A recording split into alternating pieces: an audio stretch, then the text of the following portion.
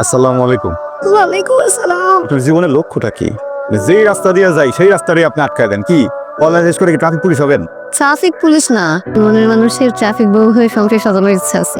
এই পায়ে যে ব্যথাটা পাইলাম, পাটা মনে মস্কাই গেছে, না মনে ভাঙে গেছে, ক্লাসটা মিস হয়ে যাবে। একটু পৌঁছে দিলেন নাকি আমাদের? না, আমি আপনার দেখে বিশ্বাসযোগ্য মনে হয় না। ও কেন একটু বিশ্বাস করেন না? একটু বিশ্বাস করলে কি হয়?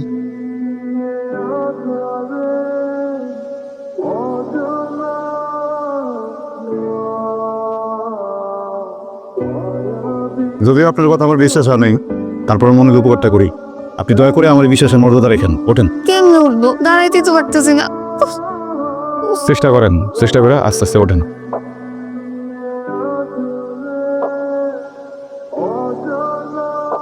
এই যে ম্যাডাম, কতটুকু উপকার করার ছিল করছি। এই যে আপনার বান্ধবী খারানো, যান এই যে আরে ধরে নিয়ে যান। হ্যাঁ, আপনি তো সুস্থ। আমার নাটক করলেন। বিশ্বাসটা যে করছিলাম ওটা অমর্যাদা করলেন। শোনেন, ভালোবাসার যুদ্ধে সব জায়েজ। ভালোবাসার মানুষের সাথে একটু মিথ্যে কথা বলে কিছু ম্যাডাম সিনেমাতে দেখতে। আমারই ভুল হয়েছে আসলে, ভালো রাখা উচিত ছিল, উপকার করারই উচিত হয়নি। আজকে আপনি আমাকে এই যে কলেজে নামাই দিয়ে যে উপকারটা করলেন, এটার দিন আমি আপনাকে সারা জীবন ভালোবাসা চুকাই দিব। এই যে ছোট বন্ধু, জি ভাইয়া। মাথায় সমস্যা আছে, চিকিৎসা আবশ্যক। জি ভাইয়া। আমার এই বান্ধবী কালকে আমার ব্যাগ থেকে করম চুরি করছে। টাকাও তো ব্যালিং থাকে, রাখেন। সরেন তো এটা। আরে রাখেন রাখেন, কইছি না দোকানে হিসাব দোকানে, সরেন। জিনিসটা বানানো জরুরি, রাখেন না।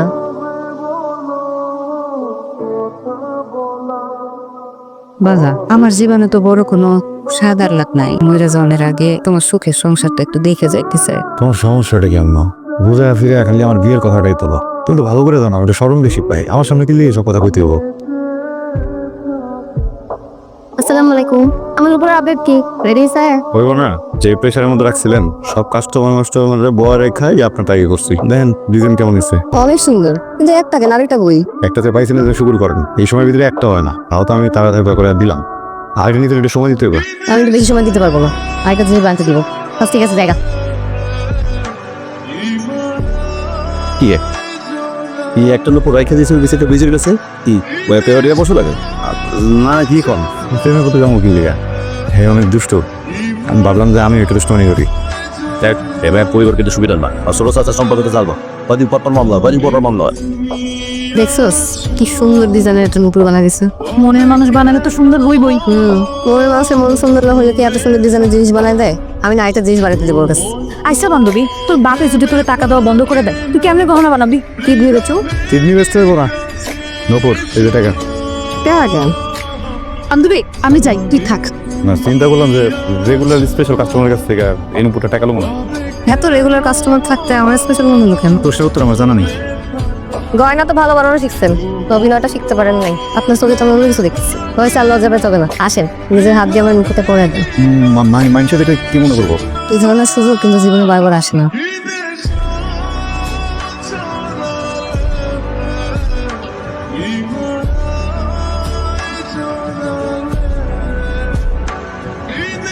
অন্ধের চুপ। তোর এত বড় সাহস, তুই তোর বাইক নিয়ে পাঠিয়েছে চৌধুরী বাড়ি তুই তোর হাত দিতে। তোর আজকে ব্যবসা আর তোর এই দোকান কিছু করলাম না, এরপর যদি আবার করস, হ্যাঁ বুঝোস কি হবে। একদমই আমাকে শোনা করুন।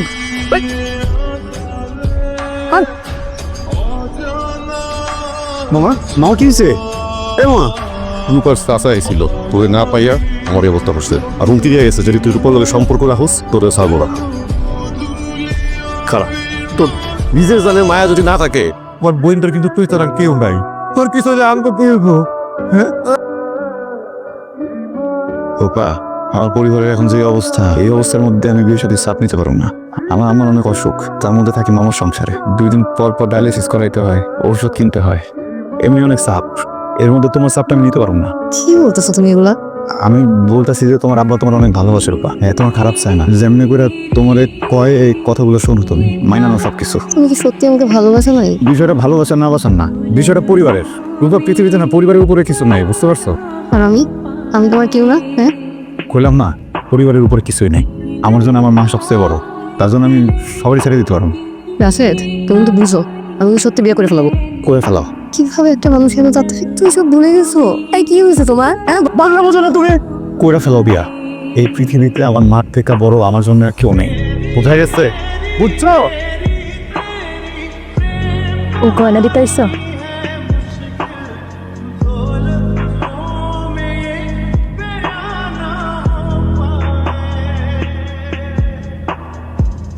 কেন আসছো তুমি? ভালোবাসার মানুষের বিয়ে কেন দেখতে দেখে গয়না দিতে হিসাব ওই যাবো কি করবো আমি? চা করবো তাকে করবো শহরে যে মাকে মাসে মাসে টাকা পাঠাবো আর এগুলো সব ঠিকঠাক হয়ে যাবে।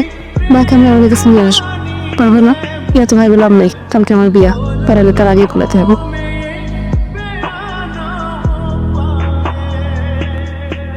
আপনি আসছেন? আপনার জন্য আমি অপেক্ষা করতেছিলাম। রাশেদ কই? আমি একটা জিনিস কিছুতেই বুঝতে পারতেছি না, আপনার মতো এত সুন্দর একটা মাইয়া, ভালো বংশের মাইয়া, আপনি রাশেদ ভাইয়ের খপ্পরে কেমনে করলেন? মানে খুব সোজা, রাশেদ ভাই দেখতে শুনতে হ্যান্ডসাম, নায়কের মতো, কিন্তু তার মনটা একদম ভিলেনের মতো। তার মনে যে কত মাইয়ার জায়গা দেওয়া সেটা হিসাব করে যাবো না। কিসব ফালতু কথা বলছেন আপনি? হ্যাঁ, আপনার মাথা ঠিক আছে? মাথা আমার ঠিকই আছে, আমার মাথায় কোনো সমস্যা নেই। আরে রাশেদ ভাই হইতেছে আমার আপন কত ভাই, আমি কি রাশেদ ভাই সম্পর্কে মিথ্যা কথা কোনো? রাশেদ ভাই তো আমি খুব ভালো করে চিনি, আপনার মতো প্রতিদিন মায়ের আসা যাওয়া করে, এই খবর সেই খবর নিয়ে আইসা আমরা বাড়ির মানুষ পুরো বিরক্ত হয়ে গেছি তার প্রতি। আর আমি এগুলা নিয়ে রাশেদ ভাই যে কত কথা শুনাইছি তার গায়ে লাগে না। শুধু এটা না, রাশেদ ভাই তো আমারও প্রেমের প্রস্তাব দিছিল, কিন্তু আমি মানি না। ফালতু কথা বন্ধ করেন তো, রাশেদ করে ডাক দেন। রাশেদ ভাই বাড়িতে নেই। বাড়িতে নেই মানে? মাগছে। কি করছেন এগুলা? হ্যাঁ, আপনার সমস্যা কি? এত ঘুরে পেঁচে কথা করছেন কেন? সমস্যা তো আমার না, সমস্যা হইতেছে আপনার।